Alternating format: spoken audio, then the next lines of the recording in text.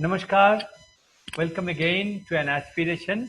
And today again, I have with me very well-known Kathak dancers, and they have some very interesting identity in the field of Kathak, and we'll get to know more about them. Yes, we are discussing about the establishment and sustainability of a male dancer in terms of socio-economic system. And by this discussion, by this time, we have spoken with so many artists, so many dancers, scholars. And today I have with me Sri Borun Banerjee, Borunda, Sri Sanjay Bhattacharya ji, and Sri Shubhit Thakur ji. So, नमस्कार। welcome you all.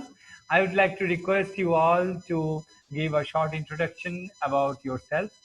मतलब हम सब तो एक दूसरे को मतलब पहचानते हैं और आपस में मिले भी हैं और मेरे ख्याल से सबको पता है और सबसे जो मतलब मुझे अच्छा लग रहा है मज़ा भी हो रहा है कि सब हम बेंगलीज हैं तो কথা বলতে বলতে ডেফিনেটলি তো আমাদের বাংলা হিন্দি সবই চলে আসবে এবং যেহেতু আমাদের এই অনুষ্ঠানটা সর্বভারতীয় স্তরে বা বিদেশেও অনেকে দেখছে সেই জন্য হয়তো আমরা হিন্দি বা ইংরেজিটাকেও ব্যবহার করব কিন্তু অবশ্যই আমাদের মাতৃভাষাকে তো আমরা বাদ দিয়ে চলতে পারি না সেক্ষেত্রে সব রকমভাবেই আমরা চলবো তা আমি বরুণদাকে রিকোয়েস্ট করব তোমার জার্নি বিষয় যদি थोड़ा सा बताएं।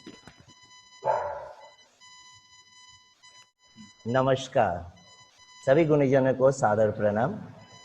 बहुत अच्छा लग रहा है संदीप भाई से मिलके, उन्होंने मुझे आमंत्रण किया इस प्रोग्राम में। जर्नी के बारे में मैं अपना थोड़ा सा शॉर्ट में ही बताना चाहता हूँ। जो उन्होंने कहा, क्योंकि मैं 92 में अपने पांडुआ जैसा छोटा जगह से दिल्ली पहुँचा हूँ और वहाँ जाके टोटली अपने आप को चेंज करना, जैसे लैंग्वेज चेंज करना एंड सम डिफरेंट कल्चर में पहुँच जाना, डिफरेंट लोगों से मिलना, फिर क्लासेस, वहाँ पर जाके इंटरव्यू दिए कि मैं 92 में भारतीय कला केंद्र में न्यू दिल्ली में अपना इंटरव्यू दिया। वहाँ पर मेरा इंटरव्यू में सक्सेस होने के बाद मुझे हॉस्टल मिल गया था एंड देन वहाँ पर मैंने हॉस्टल में रहा। 1 साल रहने के बाद मैं फिर कथक केंद्र में इंटरव्यू दिया। वहाँ पर मुझे ज्वाइन करने का मौका मिल गया एंड स्कॉलरशिप भी मिल गया।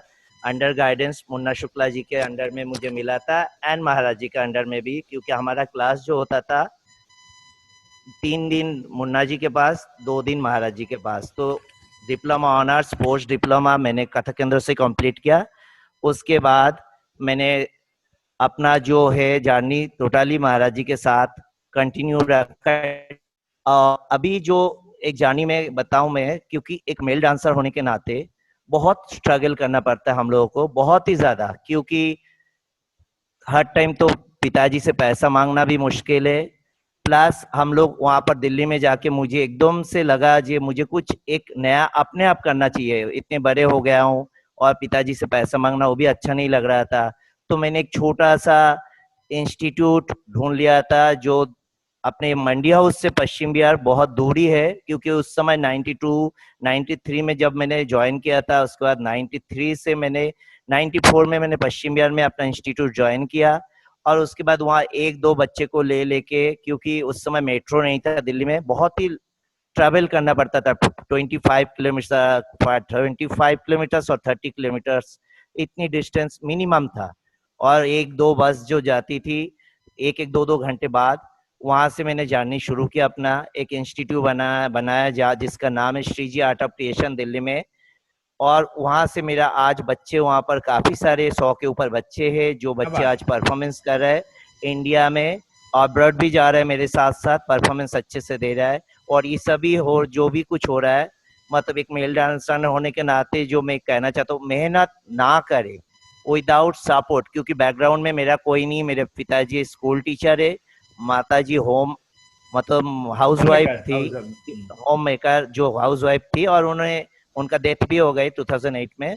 तो अब मेरे जितने भी डांस के जो आज जहाँ तक मैं पहुँचा हूँ, चाहे भारत में जितने भी स्टूडेंट्स हैं और अब्रॉड में भी मेरे स्टूडेंट्स है, तो सब कुछ जो आज मैं जहाँ तक पहुँचा इसका कारण ही मेरा माँ है, क्योंकि माँ के कारण ही आज मैं यहाँ पहुँचा हूँ। उन्होंने चाहता था मैं महाराज जी के पास जाऊँ और शिक्षा लूँ, क्योंकि बंगाल में तो ऐसा होता है जो खास करके कलकत्ता तो थोड़ा शहर है, पांडुआ जैसा गांव में यहाँ से कलकत्ता जाके सीखना नंबर 1। नंबर 2, जिस समय 85 84 की बात करो, उस समय दादी बार नाना दादू लोगों को जो पसंद नहीं था जो लड़का लोग डांस करे, क्योंकि डांस मतलब ही सोचते थे लड़कियों का काम है, और ये क्या है छमिया की तरह पे लड़कियों की तरफ इधर उधर जा रहे हैं, नाचने जा रहे हैं, पैर में घुंघरू बन रहा है।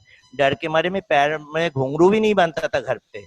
तो ऐसे स्थिति से मैं जाके टोटली पांडुआ से एकदम सीधा सीधा कलकत्ता दिल्ली। भी नहीं, दिल्ली दिल्ली। क्या बात है। तो ऐसे दिल्ली जाके वहां पर अपने आप को स्टैब्लिश किया। भगवान की कृपा से आज मुझे दिल्ली के अच्छे अच्छे मिनिस्टर लोग भी जानते हैं और अच्छे अच्छे कलाकार भी जानते हैं।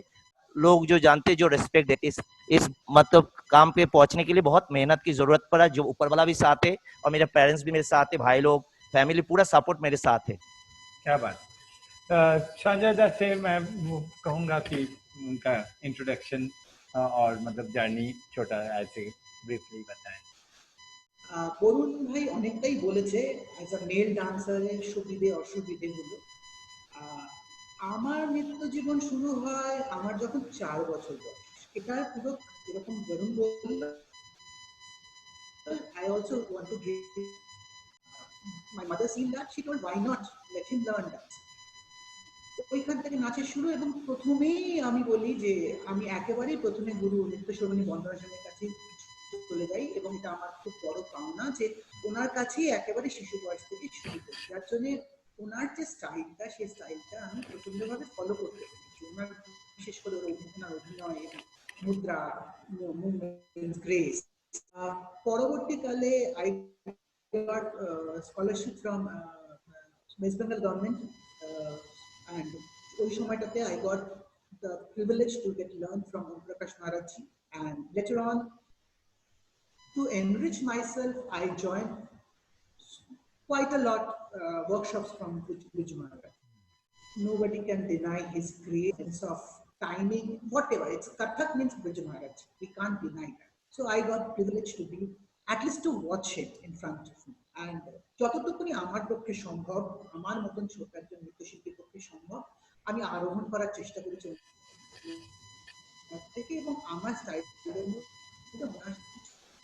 কিছু জিনিসকে মার্চ করবার চেষ্টা করেছি। পাওয়ার পরে আমি দূরদর্শনের বি গ্রেড আর্টিস্ট হই, এবং পরবর্তীকালে এ গ্রেডে আমি হয়ে যাই, পরীক্ষা দিয়ে পাশ করি, গ্রেড আর্টিস্ট হয়ে নাচের পারফরমেন্সও করেছি। এবং সৌভাগ্যবশত আমি একটি খুব নামি কলকাতা সিবিএসই স্কুলে একজন নৃত্য শিক্ষক হিসেবে জয়েন করেছি। I am working there for last 23 years, and I have my own institution named as Shravasti in Vibing Kathak. 33 years. 23 years. 23 years. 23 years. And I have also started a school named as Shravasti in Vibing Kathak. I have almost sometimes 100 plus, sometimes 100 less. You know that how a dance school. Around 100. And around 100. And we do a lot of programs. I performed in Russia, I performed in Germany, I performed in Bangladesh recently. I took my troupe over there. I had my lecture demonstration, I have my workshops over there. I'm working with Swarthmore College of Philadelphia. They send their students to learn Kathak. Their Kathak teacher, Pallavi Chakravarti, she is very close to me, and she always sends students to learn how, especially the bhav, the Abhinayansh. Because whatever we get here, that's very difficult to get there. They can learn the techniques, how it's very, very important, and that's, you enrich yourself when you're in this country, when you're in this atmosphere, in this periphery of Kathak. So that is the way I started, and I will be always grateful to my gurus and my mother. Wherever I am today is only for fighting. Very nice. And now Shubidda Thakur. By the way, before the Shubidda will start, I must say, because his face is very much known in today's Kathak world in a different role. Because we all know how beautifully he plays tabla. Well, like he played with most of the legends, and even with me as well. But besides that, he has a wonderful background a very strong background of Kathak. He used to be a regular Kathak performer. So we'll get to know. That's why I requested him to come in this discussion so that we will get to know how his life turned from a dancer to a tabla player, as well as like now he is continuing both. We'll get to know more about from his own. Shubit Davalo. নমস্কার। আমার সমস্ত গুরুজনদের, আমার গুরুকে, আমার গুরু শ্রী সন্তোষ চ্যাটার্জি, তাকে প্রণাম জানিয়ে সবাইকে শুভেচ্ছা জানিয়ে বলছি, আমার নৃত্য জীবন শুরু হয়েছিল প্রথমে 6 বছর বয়সে। সেটাও সবার মতো, বরুণদা যেরকম সঞ্জয় দা বললেন, মারা বোধহয় এরকমই হয়, তারা চায় এরকম। তো যাই হোক, আমাদের ব্যাকগ্রাউন্ডটা ছিল, আমি অ্যাকচুয়ালি খুব ছোট একটা শহর ডুয়ার্সের মালবাজারে আমার জন্ম। মালবাজার বেসিক্যালি ওটা টুরিস্ট প্লেস। আমার বাবা বিজনেসম্যান ছিলেন। মিউজিক আমাদের ফ্যামিলিতে কেউ নেই, আমরা ফার্স্ট জেনারেশন। আমার মা কলকাতার মেয়ে, শ্যামবাজারের। মা বরাবরই, যেহেতু কলকাতা একটা সংস্কৃতির পীঠস্থান, সেই সূত্রে মার মনে একটা হয়তো সুপ্ত বাসনা ছিল কখনো, তো মা সেটা আমাদের সমস্ত ভাইদের মধ্যে ছড়িয়ে দিতে চেয়েছিলেন।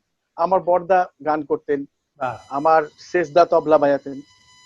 তো যাই হোক, তো 6 বছর বয়সে আমার নাচে এন্ট্রি। যে আমাদের মালবাজার এত ছোট জায়গা, তো তখন ওখানে গুরু রুনু ভট্টাচার্য, উনি নর্থ বেঙ্গল জুড়ে ওনার খুব নাম। মানে এই নর্থ বেঙ্গলের নাচের প্রচার এবং প্রসার উনি করেছিলেন একদম। তো তখন উনি মালবাজারে থাকতেন। তো আমাদের বাড়ির খুব কাছেই। তো মার হঠাৎ কেন জানি না মনে হলো যে আমাকে নাচ শেখাবে। তো রুনুদার কাছে নিয়ে গেল, আমার হাতে খড়ি রুনুদার কাছে শুরু হলো নাচ শেখা। এবং নাচ শেখার পাশাপাশি আমার দাদা যেহেতু তবলা বাজাতো, আমার ইন্টারেস্ট ছিল তবলার প্রতি। তবলাটাও আমি অল্প বিস্তর শিখতাম। এবার মালবাজার তো একটুদিন পরে হচ্ছে শিলিগুড়িতে, তো আমার শেখা প্রায় বন্ধই হয়ে গেল, কারণ কথাকের কেউ নেই ওখানে। আর আমি কথাক ডান্সটাই ভালোবাসতাম করতে।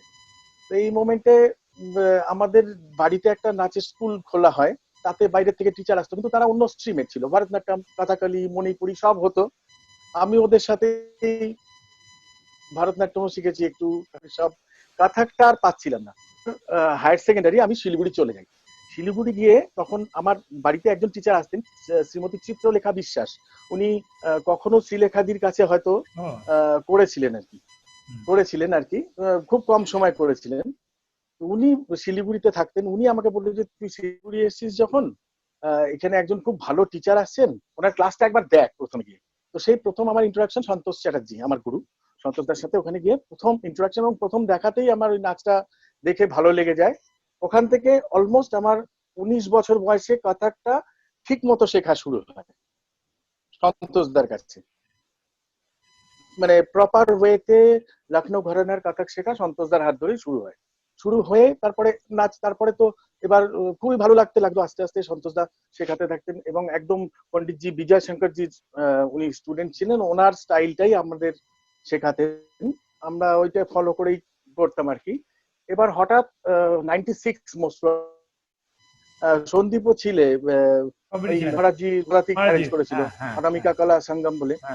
প্রথমবার আমরা ওই ওয়ার্কশপে যাই আর কি। গুরুজি নিয়ে গেছিলেন যে আয় একবার মহারাজজির কাছে একবার প্রণাম করে যা।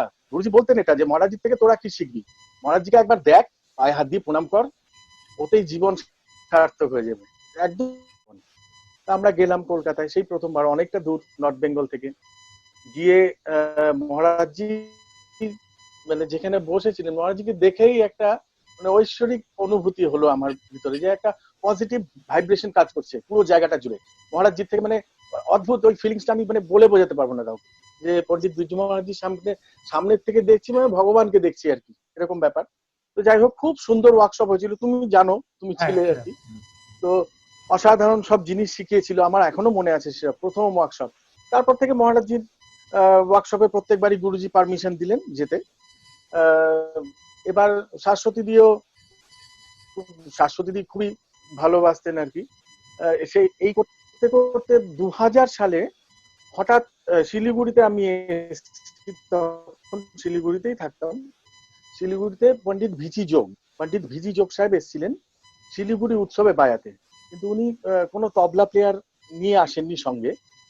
তো আমার গুরু তবলার পণ্ডিত আনন্দ বোরাস আমার দাদারও গুরু ছিল। আমি তো দাদার থেকে শিখেছি ছোটবেলায়। তো হঠাৎ করে এরকম একটা সুযোগ এসে গেল যে যোগ সাহেবের সাথে বাজাতে হবে।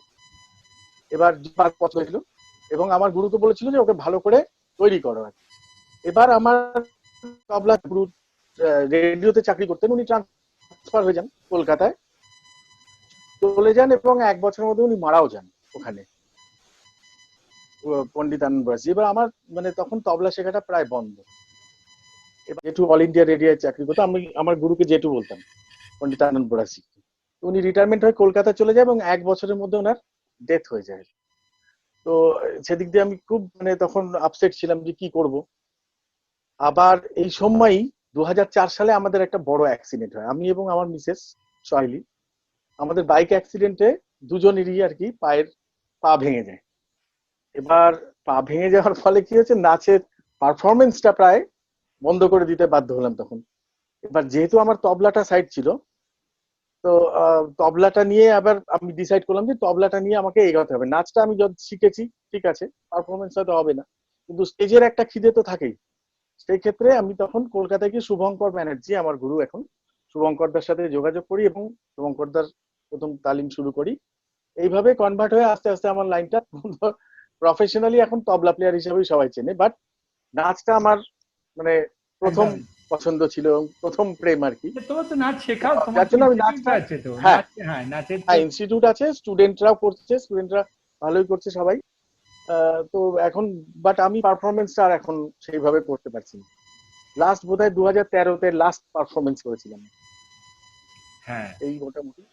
না, আমার সুবিধাকে এই অনুষ্ঠানে আনার এটাই কারণ যে মানে একজন মেল ডান্সারের যে এস্টাবলিশমেন্ট সেটা সময়ের সঙ্গে সঙ্গে বা পরিস্থিতিতে হয়তো তাকে অন্য রাস্তাতেও যেতে হয়, কিন্তু যেমন আজকে সুবিধা কিন্তু একজন তবলা প্লেয়ার হিসেবে প্রতিষ্ঠা পাওয়ার সঙ্গে সঙ্গে নাচটাও কিন্তু তার যেহেতু ভালোবাসার জায়গা, তার যেহেতু ওটাই তার প্রথম প্রফেশন ছিল, সেই জায়গা থেকে সে কিন্তু নাচটাকেও চালিয়ে যাচ্ছে। আমরা জানি যে কোথায় ত্রিপুরাতে, ত্রিপুরাতে তোমার তো ত্রিপুরা না আসাম ওই জায়গাতেই, গৌহাটিতে, হ্যাঁ আসাম, গৌহাটিতে, হ্যাঁ গৌহাটি, শিলিগুড়ি, হ্যাঁ গুয়াহাটি শিলিগুড়ি দু জায়গাতেই সুবিধার বড় ইনস্টিটিউশন রয়েছে। শিলিগুড়ির ইনস্টিটিউশনে তো মানে শৈলীদি তুমি দুজনে মিলেই করো। শৈলী দিয়ে আছে। হ্যাঁ, হ্যাঁ আমাদের এখানে অলমোস্ট এখন প্রায় 250 স্টুডেন্ট হ্যাঁ, শিলিগুড়িতে। মানে এটাই কিন্তু ওদের মানে জীবিকা, তাই তো? মানে একদম ডান্স আর একদম তবলার এটাই একদম, এটাই মেইন সোর্স, মানে হ্যাঁ একদম মানে একদম। এস্টাবলিশমেন্টের কিন্তু মেইন সাপোর্ট কিন্তু এটাই। আমি এবার একটু বরুণদার কাছে আবার চলে আসছি যে আহ, এই যে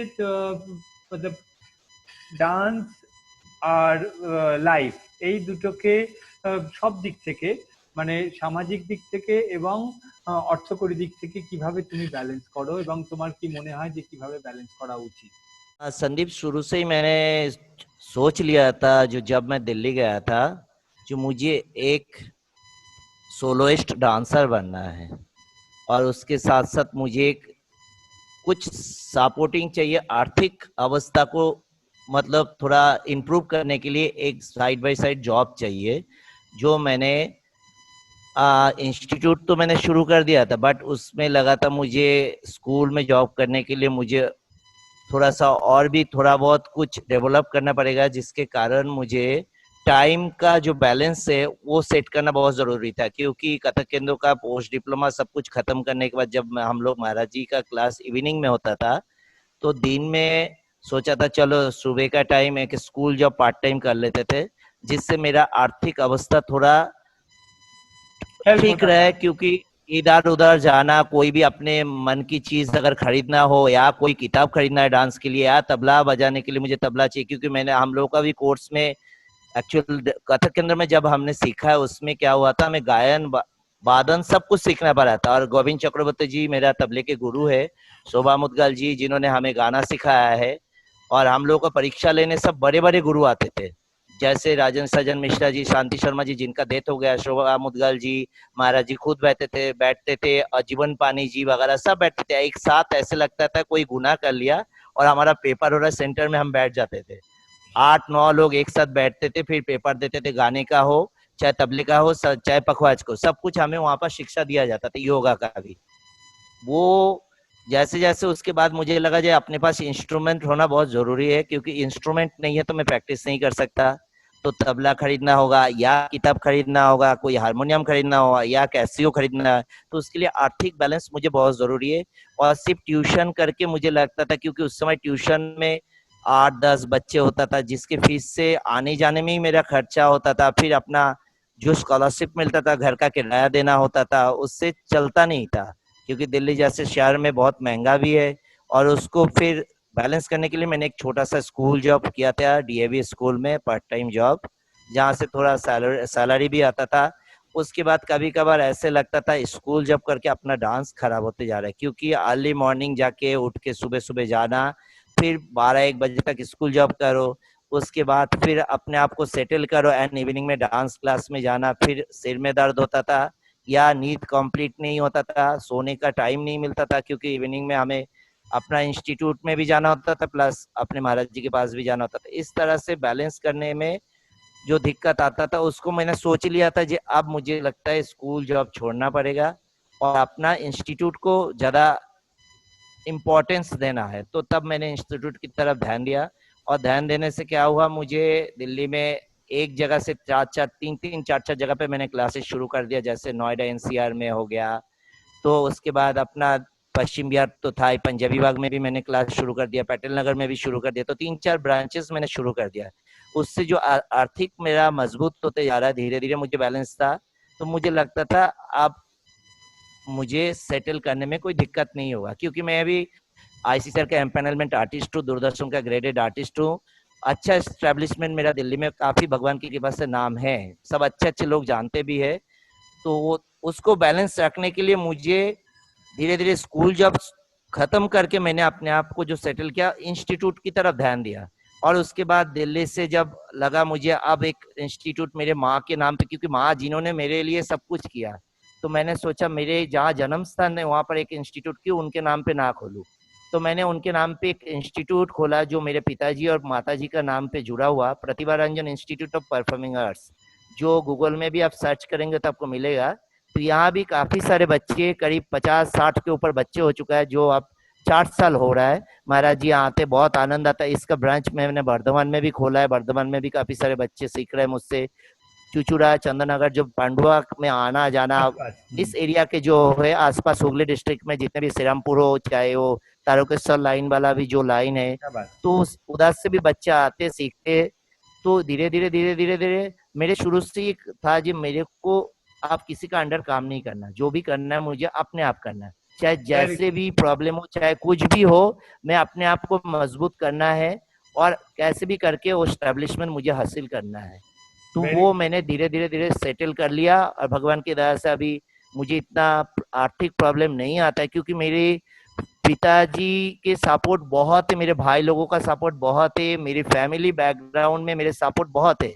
मेरे को अगर कोई भी प्रोग्राम्स करना या वर्कशॉप करना, कुछ भी करना है बंगाल में, तो वो लोग सारे, जैसे मेरे बड़े भाई पुलिस में है, मेरे बीजवाला भैया एलआईसी में, ये लोग का डांस से कोई मतलब ही नहीं, कोई मतलब ही नहीं। मेरे पिताजी स्कूल के टीचर है, जो रिटायर्ड पर्सन है अभी। तो इन लोगों को कोई मतलब ही नहीं डांस के, मतलब क्योंकि मेरे फैमिली में कोई आज तक म्यूजिक लाइन में आया ही नहीं, तो मैं ही फर्स्ट जनरेशन में हूँ। तो आने के बाद जैसे जैसे मुझे सपोर्ट चाहिए था, सभी लोगों ने, भाई हो चाहे कोई भी हो, मेरा पिताजी को बोलो, छोटे भाई के बेटा बेटी, किसी को भी छोटा काम करो, महाराज जी को इसलिए इतना आनंद आता है क्योंकि यहाँ का जो एक फैमिली जैसा फीलिंग्स उनको आता है। बोलते बेटा कितना, सब लोग तेरे यहाँ के आसपास के गांव के लोग भी आ जाते सब काम करने के लिए। तो आनंद जो उनको मिलता है उससे उनको बहुत खुशी होता है। शाश्वती दीदी भी कहती है जो बहुत अच्छा एनवायरनमेंट तुमने बना रखा है, पेड़ पौधा जो है ऐसे आश्रम का फीलिंग्स है। खैर इस तरह से मैंने अपने आप को स्टैब्लिश किया और अभी जो है भगवान की दया से अच्छा स्थिति में मेरा है अभी, क्योंकि मेरे ऊपर महाराज जी का आशीर्वाद बहुत है, बहुत प्यार करते मुझे। मैं उनके पास क्लोज रहता हूँ, उनके घर में रहता हूँ और इतनी प्रेम करते मुझे, इतनी मतलब लाडला जैसा प्यार करते हैं। है। मैं तो कह नहीं सकता, वो कहना कम होगा, चाहे वो दीदी हो, दीदी जैसे बड़ी बहन की तरफ जो जो एडवाइस देना है सब कुछ देती भी है, दीदी डांटती भी है, बट दीदी दीदी है। और महाराज जी का तो प्रेम अलग ही है, उनके साथ रहना मतलब बहुत कुछ सीखने को मिलता है, देख के ही सीखने को लिए मतलब सीखने का मिलता है, क्योंकि पास में रहने से लय का एक आभास आना, वातावरण जो होता है उनका एनवायरमेंट ही अलग होता है, उनके साथ रहने से एक स्ट्रॉन्ग एनवायरमेंट अपने ऊपर आता है, नेगेटिविटी सब दूर हो जाता है, उनके साथ रहने से एक पॉजिटिविटी आता है, जो मैंने इतनी मतलब 28 ईयर्स में मैंने फील किया है। मतलब जो जो मुझे लगा वहां पर, इतना महाराज जी का साथ बैठना ही बहुत होता है, क्योंकि वो साक्षात एक, जब वो अपनी कला में जब जाते इंसान के अलावा, तब उनको लगता है भगवान सामने बैठे, तो उनसे कोई भी उनका बातों में लयकारी दिखता है, उनकी बातों में कलाकारी दिखता है, हर चीजों में उनका, सब चीजों में मतलब कलाकारी दिखता है वो। क्योंकि जब मैं डीपली घर पे रहता हूँ तो रात को 12 बजे महाराज जी का मूड अलग होता है, एक बेटा चल ये कर ले, ये सुन ले, ये देख ले, तो वो जो मूड्स उनका जो डिफरेंट डिफरेंट टाइम पे डिफरेंट डिफरेंट आइडियाज आता है, वो तो देखने के लिए मतलब नसीब चाहिए, जो ऊपर वाला ने शायद मुझे दिया है, जो मैंने उनके साथ मतलब रह के देख पाया। बहुत बहुत नसीब वाला हूं मैं, जो मुझे मिला है ऊपर वाला के दया से। सच में। जी संजय, संदीप जी, और बोलिए।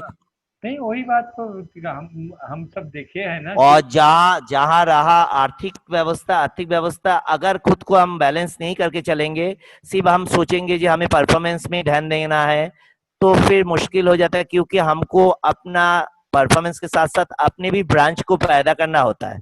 जो मेरा मेरा परछाई भी एक दो आना चाहिए, जो हमारा नाम भी लेके कुछ काम करे।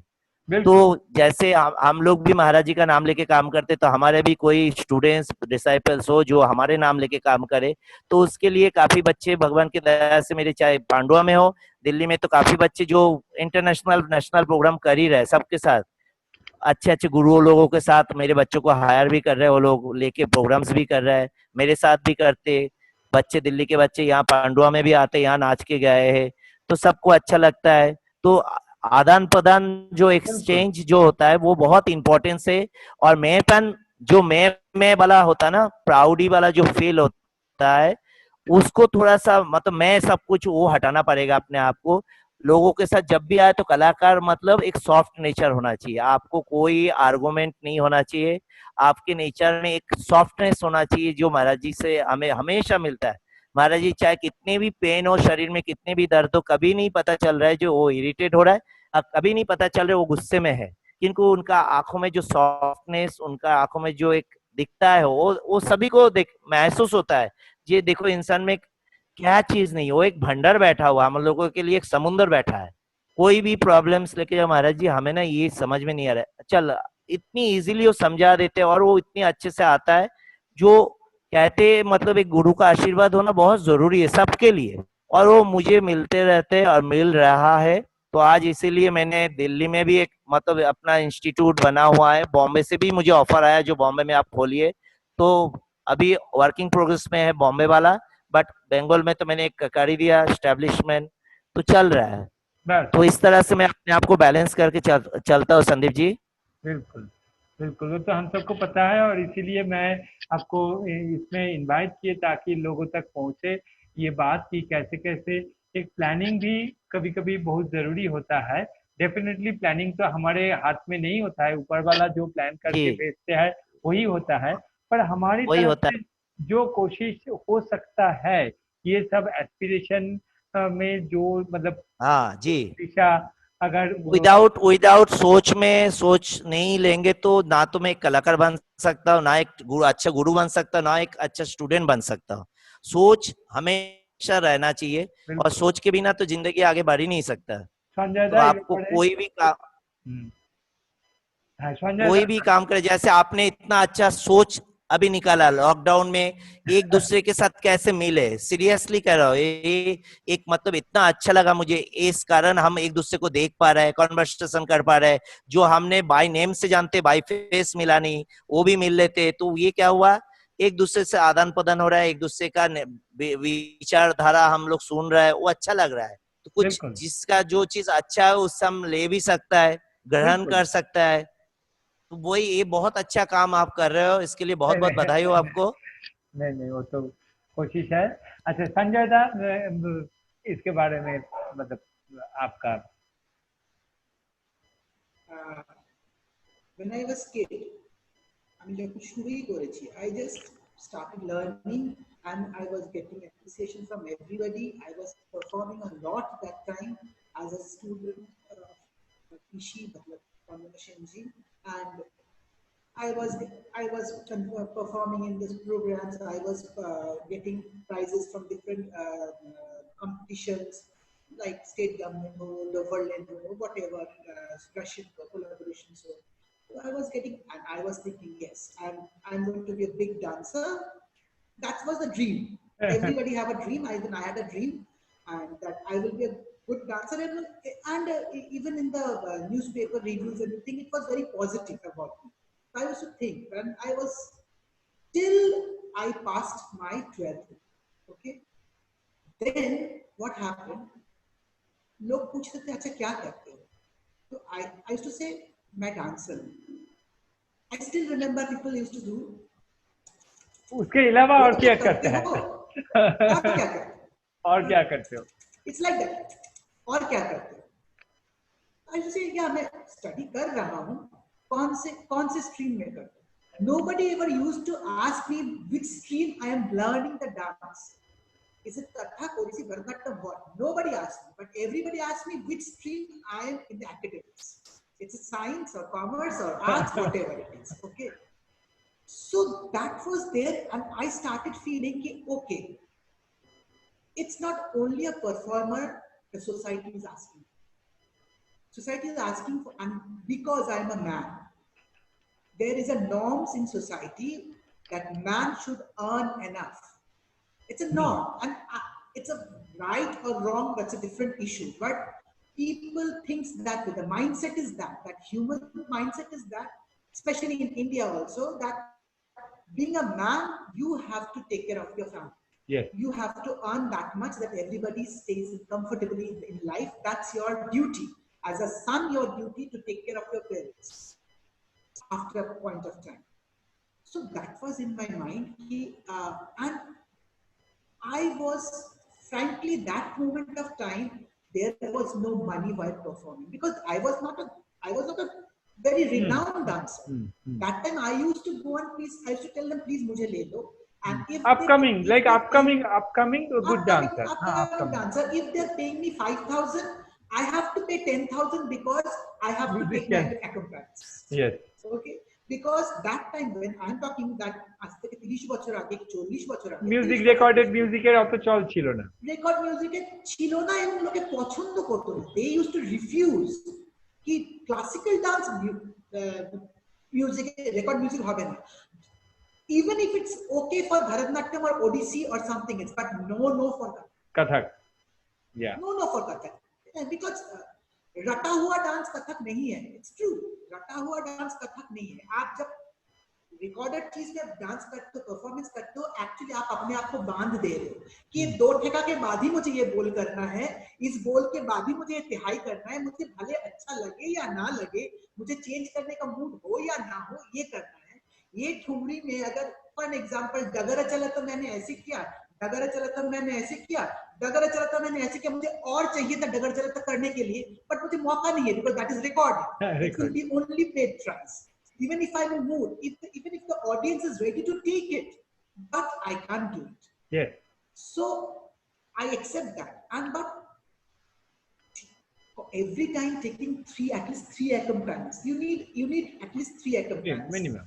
Every time taking 3 accompaniments, paying them, but not getting what I am enough was difficult. It's really difficult that time. So मुझे तब से लग रहा था कि if I will be very, very lucky, then I can become just a performer. But become just a performer is not such an easy goal. So, chalte somehow I got this opportunity of this job. Different reason, different way, different way. And when I got this opportunity, one of the dancer told me very nicely, see, you join. You're a man, you should earn, you join this job. But the day you will feel your work, your job is hampering your dance, leave the job. Leave the job. I know, I accept that it hampered, but I could leave my job because I have seen the chances of being a great dancer, like Sandeep, you are just performing nowadays. You're performing so well. You're performing all over world, all over India, and you are just a performer, dancer, and a teacher. Sanjada, with the blessings of Guru and everyone, like I'm performing, yes, I'm performing everywhere, but at the same time, still today, my bread and butter is my like institution, teaching, and especially Exactly. for this lockdown, like it is proved, like we have the students only, we have online classes and everything, like we can't Exactly, perform exactly. right now, so without We can't only depend. We can't only depend on no, performing. That's what no, I'm coming mm, to that point. yes, So, and think, see, your guru's blessings, your hard work, your, luck is also there, no, and definitely. force. So everything came together, and today what you are today. Today you have such wonderful students because you have trained them, you have groomed them. I know how beautifully they are performing, how beautifully they are performing outside India also. So I know that, but it is not a easy cake away. It was not an easy path.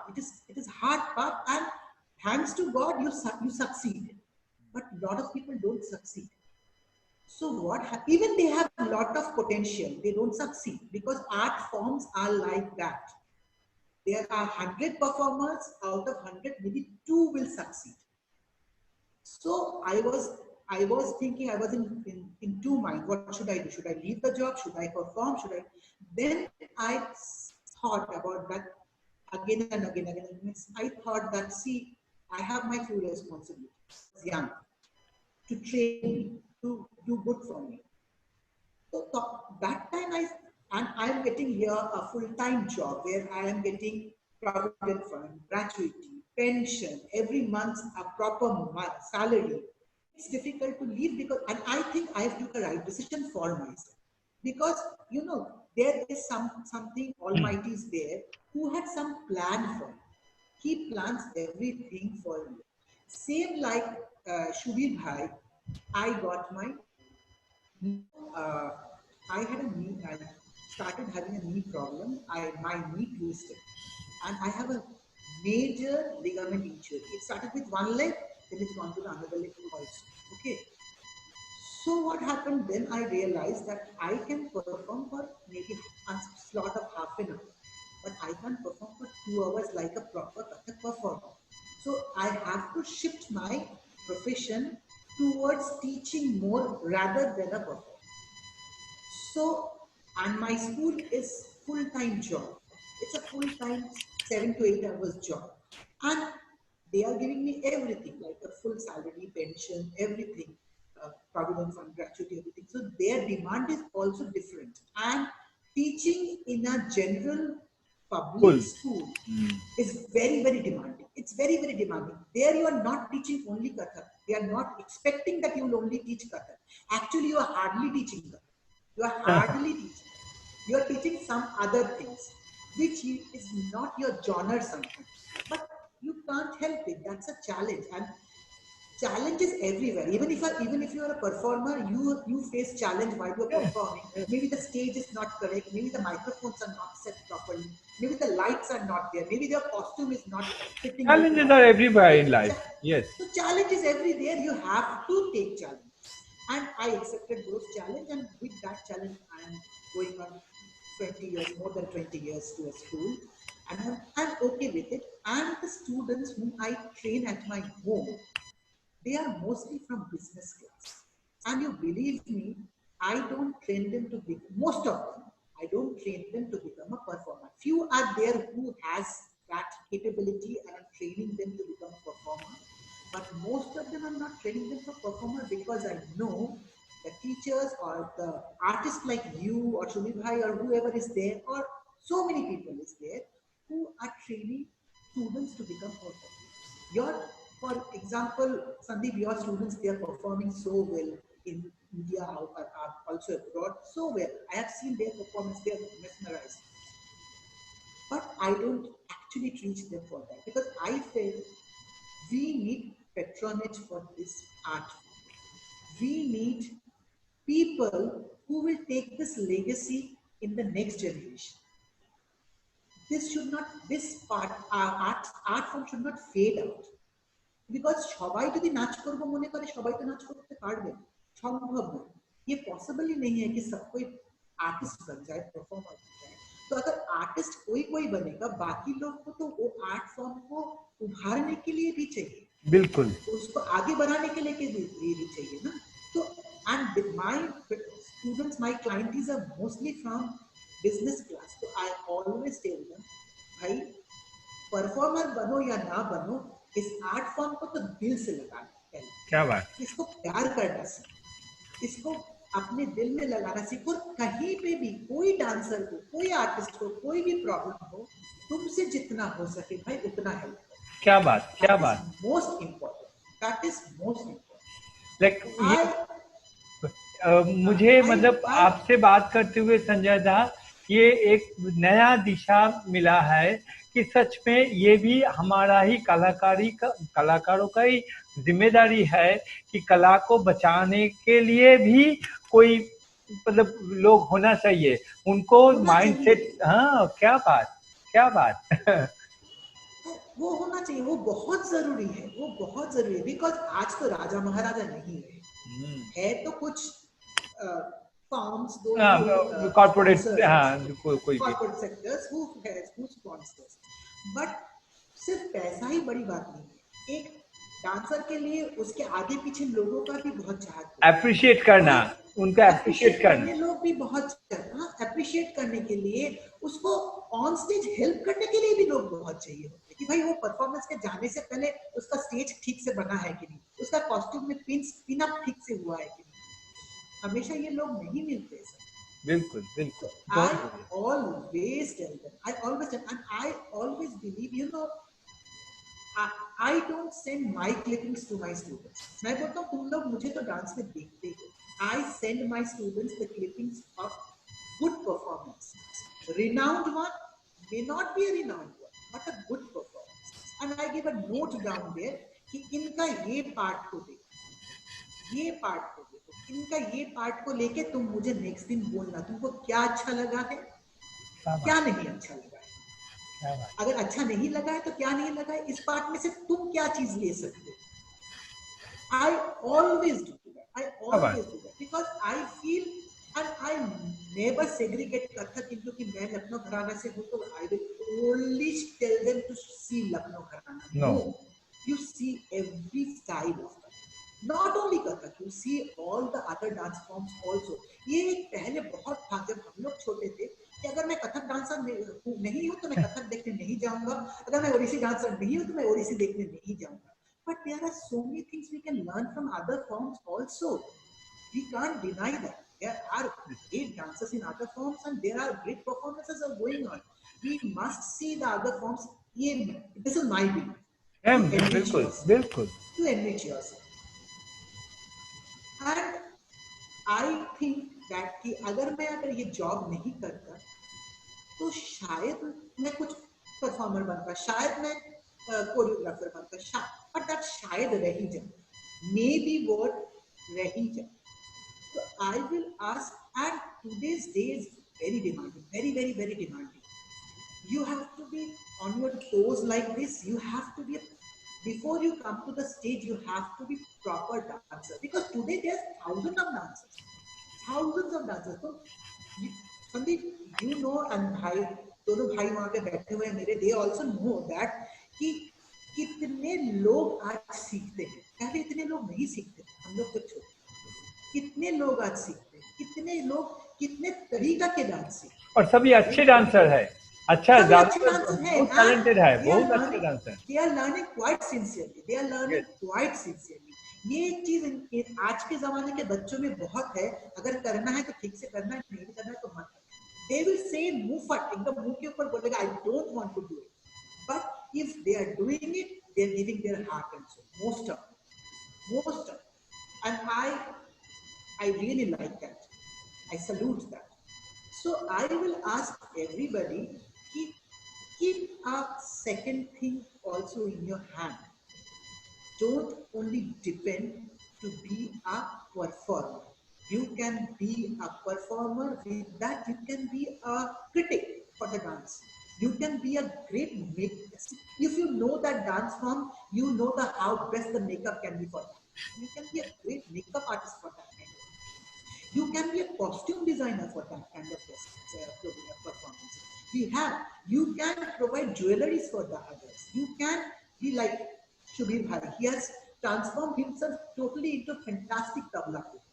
Okay, you can be a Singer acting as artist well, also. like anything, anything. Yeah, yeah, you So singer many also. opportunities. If you're not, if there are a lot of many opportunities.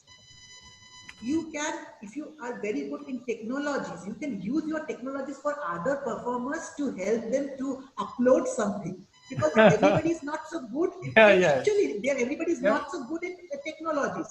So you can help them, you can be professional about it, Technical, and you technical can help support. the others, technical supports. Lot of things can be done. Yeah, So very good. I always tell you there are lot many ways you can, but that is with the dance. It's not without the dance. Yes. Dance को रख के करो, dance को छोड़ के नहीं. मैं जब डांस करता हूँ मेरे पैर में दर्द है या क्या है, तब उस टाइम में तो मैं भूल जाता हूँ. I don't know, even जब मैं ये बड़ी बात है, भूलना नहीं चाहिए, बट मैं जब अपना परफॉर्मेंस वीडियो में जब देखता हूँ तो मैं सोचता हूँ, अच्छा तब पैर में दर्द हो रहा था क्या? That is yes, yes, yes. बहुत अच्छा लगा. Life goes on. একদম. এই ব্যাপারে আমি সুবিধাকেও জিজ্ঞেস করবো যে তোমার কি ব্যাপারটা, যে তুমি অর্থনীতি এবং মানে শিল্প এই দুটোর মধ্যে কি করে ব্যালেন্স করেছো বা করা উচিত বলে তোমার মনে হয়? হ্যাঁ, অ্যাকচুয়ালি আমি সঞ্জয় দা তো সব বললোই, আমি 100% সহমত আর কি সঞ্জয় দা যা বলেছেন, এবং বরুণ দাও যা বললেন পুরোটাই, মানে সবার মতগুলোই একদম ঠিক. একই তাই. হ্যাঁ. তো অ্যাকচুয়ালি এটা না কিছুটা জায়গার উপর মানে ডিপেন্ড করে আর কি, কোথায় আমি কাজ করছি সেই জায়গাটার উপরে. আজকে কলকাতায় দাঁড়িয়ে কাজ করার যে সুবিধাগুলো শিলিগুড়ি বা নর্থ বেঙ্গলে দাঁড়িয়ে এই সুযোগগুলো আমরা পাই না, কিন্তু ফিনান্সিয়ালি তো বিশেষ করে আর কি. মানে এখানকায় এখনো এরকম মানসিকতাই তৈরি হতে পারেনি যে নাচটা করে কিছু আর্ন করা যেতে পারে. মানে এখানকার লোকেদের ধারণাটা এতটাই কম ছিল, এখন হয়তো চেঞ্জ হয়েছে অনেকটাই. তো যাই হোক, আমার গুরু খুব মানে কয়েকটা দামি কথা আমাকে, মানে উনি তো শুধু তালিম দেননি, জীবন দর্শনও অনেক শিখিয়েছেন. পন্ডিত আনন্দ বরাসজির কথা বলছি. তো উনি বলতেন এটা যে তুই ফার্স্ট জেনারেশন মিউজিশিয়ান, তোরা যদি শুধু পারফরমেন্স বেস করে বসে থাকিস তাহলে কিন্তু তোরা কিছু করতে পারবি না. তাহলে তোকে সাইডে হয় বিজনেস করতে হবে বা চাকরি করতে হবে কিছু একটা.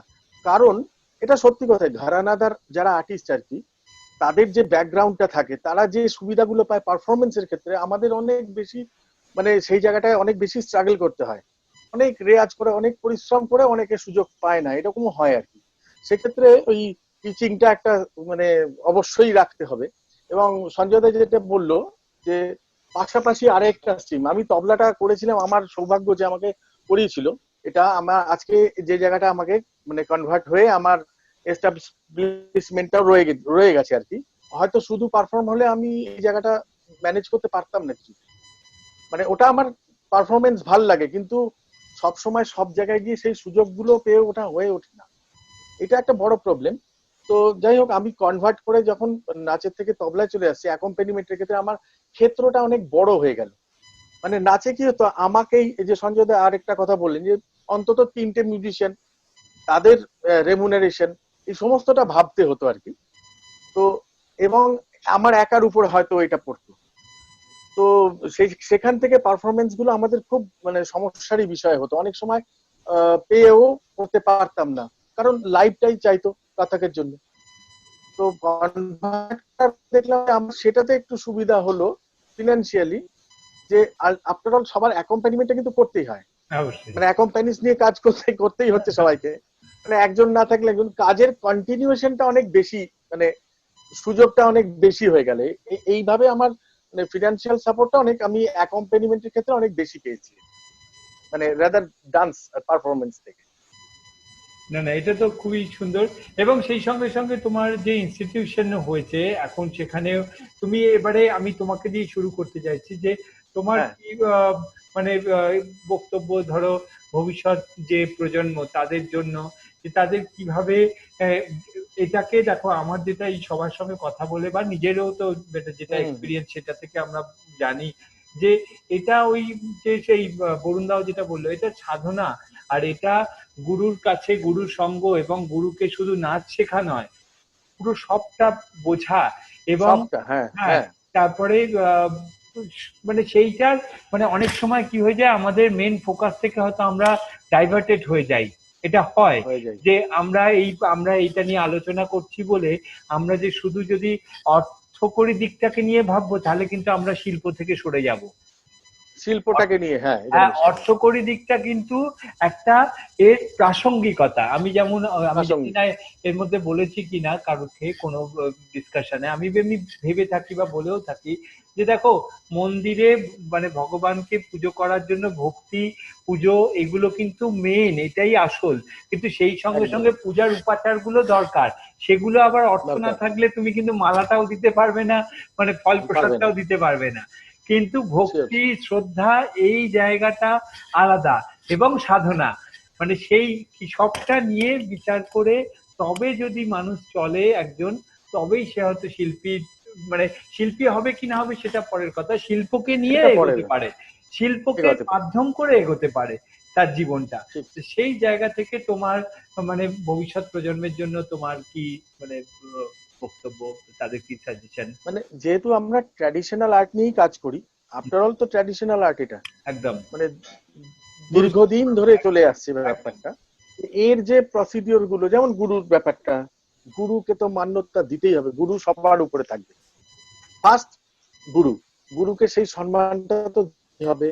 এবং সাধনার জায়গাটাও চলে এসেছে। এবার একটা সমস্যা হচ্ছে কি, এই বর্তমান যুগে দাঁড়িয়ে এত ফাস্ট হয়ে গেছে স্টুডেন্টদের, এবং এই যে যেটা আমাদের বক্তব্য ছিল আর কি, যে প্রফেশনাল ব্যাপারটা অনেকে নিতে ভয় পাচ্ছে। কারণ কি, অনেকে ভয় পাচ্ছে, কিন্তু আমরা, আমাদের উচিত সাপোর্ট দেওয়া এটাতে। বিভিন্ন ভাবে রাস্তা খোলা থাকে, কিন্তু এই যে আজকে করোনার ফলে যে পরিস্থিতি দাঁড়িয়েছে, অনেকে শুধু পারফরমেন্স করে না, অনেক ডান্সার আছে শুধু পারফরমেন্স করতে, তারা, তাদের জন্য একটু সমস্যা হয়ে গেছে এই জায়গাগুলো। মানে হয়তো তারা টিচিং করে না, এরকম কিছু ডান্সারও আছে যারা প্রফেশনালি পারফর্মার একদম, হুম। তাদের জন্য তো এই জায়গাগুলো সমস্যা। তা আমি নতুন প্রজন্মদের এটাই বলবো যে যেটা আমাদের ওয়ে, ট্র্যাডিশনাল ওয়ে, সেটা করতেই হবে। গুরুকে মান্যতা দিয়ে নিজের রেয়াজ, নিজের সাধনাটা করতেই হবে। এবং পাশাপাশি সঞ্জয় দা যেটা বললো, যে একটা আলাদা জায়গা আমাদের অবশ্যই ভাবা উচিত এখন। পাশাপাশি ওটা তো থাকবেই, ট্র্যাডিশনাল আর্টের সাধনা মাস্ট। তার পাশাপাশি আমি এস্টাবলিশমেন্টটা আরেকটা ভাগ আমাকে নিয়ে ভাবা উচিত অবশ্যই এখনকার যুগে কাজ করতে গেলে। এটা আমি অবশ্যই বলবো। না, সেই আমার ক্ষেত্রেও তাই। আমি ধরো এখন আমি হয়তো জব ছেড়ে দিয়েছি, বা বরুণ দাও যেটা বললো হ্যাঁ, যে একটা সময় তো বরুণ দাও জব একটা করেছে। সময় করতে। হ্যাঁ, বা আমিও তো, আমি মানে দীর্ঘদিন 13 বছর আমি একটা ইনস্টিটিউট মানে হুম হুম স্কুলে, মানে জেনারেল স্কুল, এডুকেশন স্কুল, সেখানে আমি হুম কাজ হুম করেছি। হ্যাঁ, কিন্তু সেখানে ওই, হ্যাঁ আমি অবশ্য লাকি ছিলাম, আমি যে স্কুলে কাজ করেছি সেখানে আমার জন্য আমি বেশিরভাগ সময় মানে 95% কিন্তু আমি কাথাক নিয়েই কাজ করেছি। সেটা আমি মানে আচ্ছা, ফর্চুনেট, কারণ আমাদের স্কুলে অনেক জনারের টিচার ছিল। হ্যাঁ কাথাক, ভারতনাট্যম, ওডিসি, কন্টেম্পোরারি, ওয়েস্টার্ন, সবাই সব অনেক অনেক টিচার ছিল। যার হুম ফলে হুম আমরা প্রত্যেকে নিজের নিজের কাজ করতে পেরেছি, কিন্তু সেটা তো সবার সম্ভব হয় না। কিন্তু তাও সেই ঠিক। জায়গা থেকে আসলে আহ, নিজের নিজের পরিস্থিতিটাকে বুঝে মানুষ চলাটা মনে হয় সব থেকে জরুরি। অবশ্যই অবশ্যই। আমি কোন জায়গাটায় রয়েছি, কখন কোন জায়গাটায় রয়েছি, সেই জায়গাটায় হুম আমি হুম কি করে ব্যালেন্স করব, এবং পরবর্তীকালে আমার মূল উদ্দেশ্য কোনটা, সেটার দিকে আমি কি করে আস্তে আস্তে নিজেকে এগিয়ে নিয়ে যাব। তখন হয়তো কিছু ছাড়তে হয়। হ্যাঁ, মানে সবটা নিয়েই আমার মনে হয় হুম হুম মানুষের হুম, ভাবা উচিত। আচ্ছা, অবশ্যই সঞ্জয় তাই। দার কাছে এই ব্যাপারে আমি জানতে চাইবো, একটু যদি কিছু বলো সবার জন্য। I think I already had discussed all those things earlier, but to sum up, what I feel, if you want to be a dancer as a professional dancer, you have to have your thought process very clear from the beginning. And you have to learn a classical form from very early stage. At the age of 25, you suddenly feel, okay, I'm going to be a classical dancer and I will learn for 5 years and from 30 I will become a professional classical dancer. That's not possible. Unless until you have an extremely extraordinary talent, that hardly happens. I think that hardly happens for a it's classical music, any kind of classical music. So you have to have a crystal clear mindset from the beginning that I will become a professional dancer, and then you have to learn it from very early age. And second of all, with that, please keep something as a second hand handy for you. कि अगर भाई ये नहीं हुआ तो मुझे इसमें थोड़ा ध्यान देना है. अगर भगवान ने चाहा, गुरु के आशीर्वाद मिला और आप प्रोफेशनली डांसर हो गए हो, तो दूसरे चीज को छोड़ने में कितनी मिनट लगती है.